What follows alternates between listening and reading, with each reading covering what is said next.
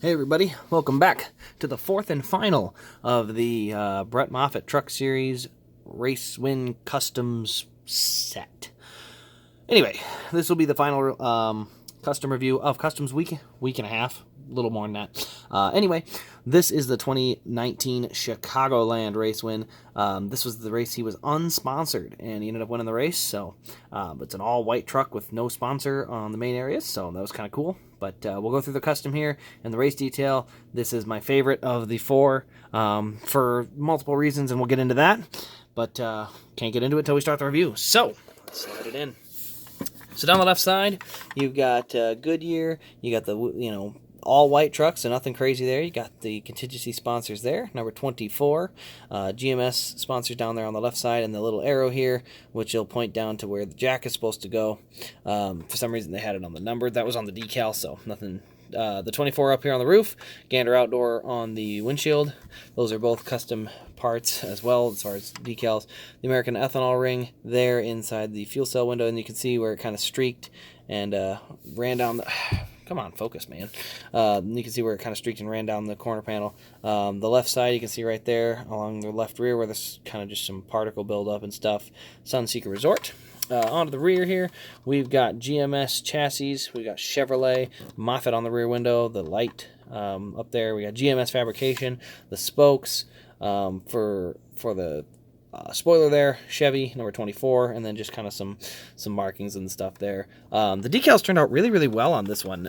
They all end up really, really smooth. You can see those spokes on that, and they're all very straight because the decal has to go up, in, and then up. It has to go up the rear deck lid, in, and then back up the spoiler. And they turned out really, really good.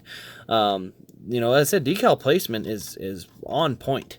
I don't know if the spoiler's a little bent up there. That could just be from, shipping and stuff like that. So, but anyway, go to the right side. This is where we get the race detail. So somebody spun, I think, or almost spun and hit him on the right side, and they got him in the door in the left rear, or the right rear. So he got Sunseeker tire mark up here.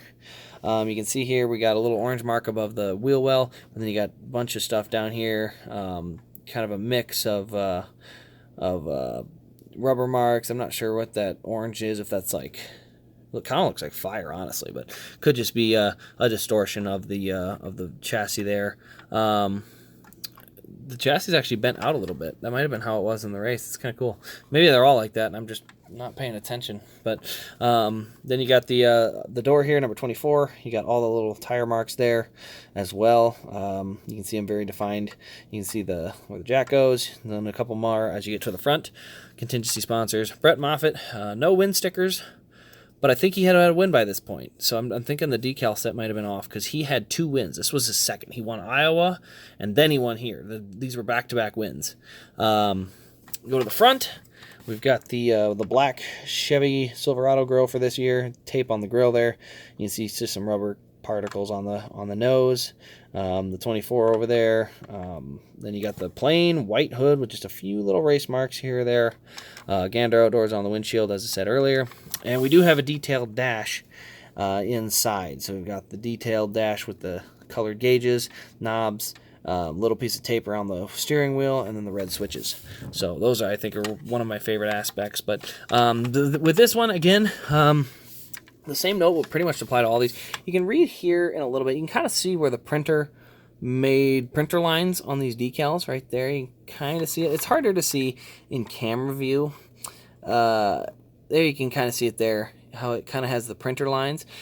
Outside of that, I think the best part about this diecast is the white actually helps the decals not have as distinct lines. I mean, you can't see lines in between because I think white on white really helps that. So that's why these white ones are my favorite by far. And it's just it basically helps the decals out because as you said, when you can see the printer lines on there and on these, and my point from the other 2 or other 3 videos has been, I think with the right decal maker, he would have some of the best customs out there. And I still stand by that. I think, these decals they're by no means bad. I mean, look at this truck. When you back it up, this truck looks perfect. So yeah, you have to get right, you have to get your nose practically on the diecast to see it. but that's what I do. So, but anyway, outside of the quality of the decal, so like I don't know if it's the ink, if it's the thickness, the material, I have no clue. Never built custom, so I'm not claiming to be an expert or anything like that. But with a higher quality decal, I think he would have, and I'm not afraid of saying this because I think the detail is there. I think he would have some of the best customs out there. And I think it's because he does a great job with the decal placement, with the race detail, with the interior dash detail, just a lot of the little details like that. They turn out great. And I said, this is my absolute favorite because, again, it looks perfect. Yeah, if you get this close, you might notice it. But how often are you putting your nose on your diecast? You get it out here, it looks perfect. So I am absolutely thrilled with this one.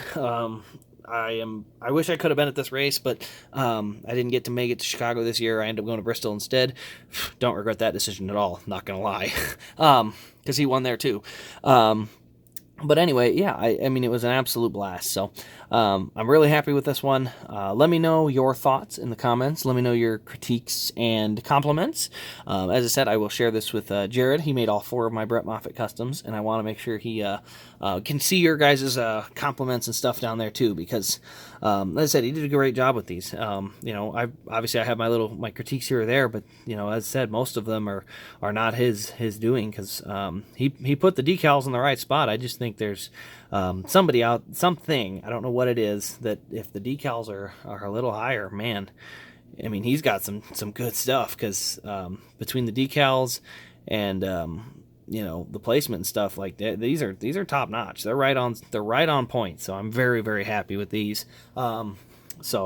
Again, let me know down in the comments your thoughts and stuff like that, and definitely, if you got any compliments or any things like that, definitely put them down there. Again, I always like to let people see how many people appreciate their work. So even if you're seeing it and you're going, wow, and you're really impressed, put that down in the comments. Let them know that you think it's good. So anyway, thank you all for watching. Like, comment, subscribe, blah, blah, blah. Make sure you turn the notification bell on, because that's the only way you'll see new uploads, because for some reason YouTube doesn't care if you're subscribed. All that matters is the bell. So I guess you got to turn that on too. But again, thanks for watching, and we'll see you in the next Diecast review.